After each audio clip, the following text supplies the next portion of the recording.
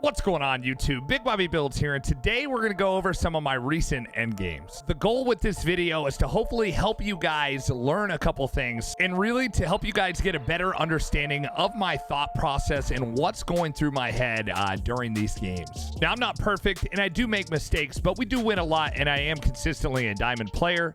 So hopefully these tips will help you on your journey, and hopefully knowing what's going through my mind overall will help you make better decisions when you're playing.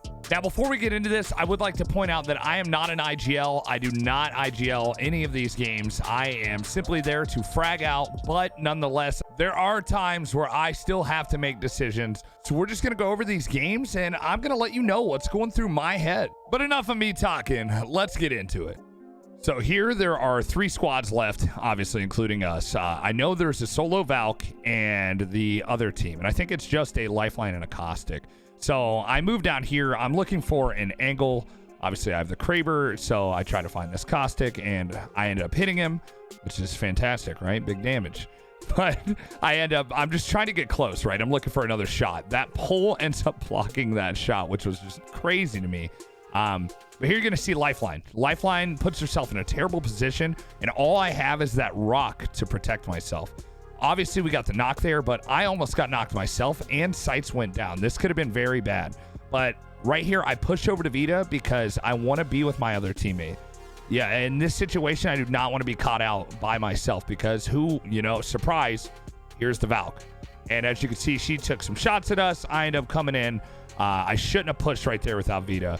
But it ended up working out, and he killed the gold knockdown guy, and we obviously got the dub here. So the big takeaway from this clip is it's okay to look for angles, but you need to be sticking with your teammates, especially in the final zone like that. If I would have got caught out by that Valk, especially when I was low, that could have been the difference in us winning or us losing that fight. So this next end game is actually very hectic. We had been bunkered down in this building for a while, just caustic trapped up. So here my IGL makes the comm to push out into this bubble. We got a guy weak back here, so we decide to go for it. This is where things get crazy. Obviously, we're sitting in the bubble, and we get pushed by another team. So I try to lay as much damage as I can here, and I'm pretty sure both of my teammates actually go down. I ended up knocking that one, knocking the Bloodhound, and she's in here trying to self-res. So what's about to happen is actually the zone's about to move. So I quickly grab a swap. He's screaming to res me. I have these other 2 down, but the zone is moving. And I honestly didn't think I was going to get the res. So I came back into the building, started tossing traps, and I'm pretty sure I throw my ult. Maybe not. I don't throw my ult. But at this point, I'm trying to heal up. I know I'm going to get pushed, or at least I think I'm going to get pushed. Dom ends up being able to crawl inside, which is massive because now I can go for a res. I end up getting the res on Dom, and I don't even realize that Vita is coming in from the outside, but I place more traps. We don't want to be pushed right now. And then here comes Vita. Dom goes out, gets a bubble res, and there is now only 3 squads left. This guy pushes the bubble, and you can see I'm just trying to hold in this situation, right? I want them to get him to be able to get Vita up, so I toss my ult outside the door. And I'm pretty sure I don't do anything else in this. They end up just cleaning up the final fight right there. So I'd say the big takeaway from this is the res. It's not always smart to just go for the res. Had the storm hit me, I die. And most likely those 2 people that I have down are screaming at their teammate, letting him know I'm low and back there trying to get a res off. I kept my cool. Dom ended up making it back inside, and I was able to get a res on him, and it all worked out, and we were able to get the dub. Also, I'd say a lot of people prioritize healing over holding for their teammates. Had I not held when that Bloodhound was trying to push that bubble, that also could have ended up in a massive loss because Dom goes down, then Vita goes down, and it's me solo yet again. So this clip is going to start with 3 squads, but it's quickly going to fall down to 2. There was a team across from us on that mountain that you could just barely see right there, and then there's a team down in the ravine. I think the mountain team or is the team that's down here, and I'm not sure which team came out on top right there. But you're going to see me throwing grenades. So this Wraith has a nasty head glitch on us, and she has a triple tick, which is just, you know, deadly. So I'm throwing grenades at her because I want her off this head glitch. I think we realized at this point that it's a 3v3 situation. So even though the Wraith is low and I was able to crack her, I'm still going to stay up here and keep this high ground. You know, most people probably are going to try to push in that situation and get that knock, but it's not worth it. I'd have thrown my ult out to try to push her off the rock yet again, and I think I whiffed it. We are just getting beamed up here, but ultimately we still have the advantage. So here Vita drops down.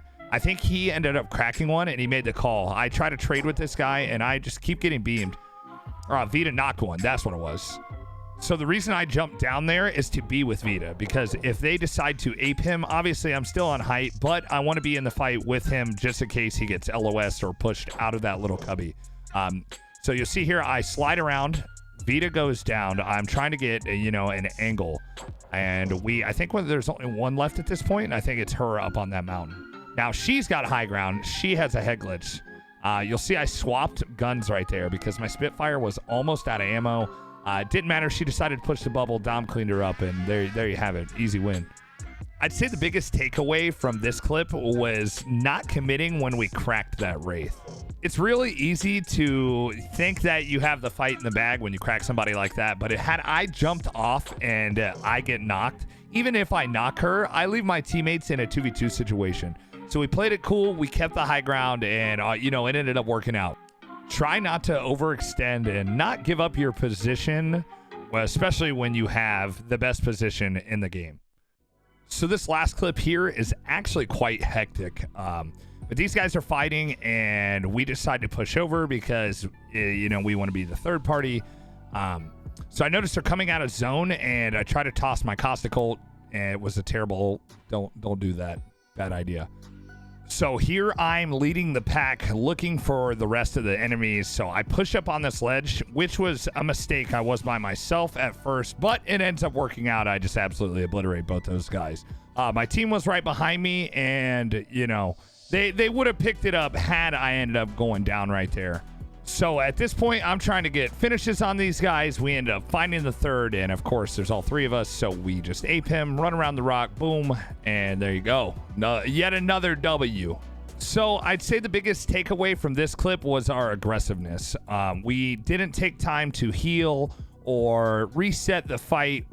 We were aggressive. We pushed, ended up catching both of those guys out, and obviously they had no idea I was there, and you know, that sealed the deal. That's all for today. I hope you guys enjoyed this video. Make sure to smash that like button, drop a sub, and comment down below. Do you think these tips helped you, or should I do more of this content? And I'll catch you guys next time with some more Big Bobby builds. This is Big Bob signing out.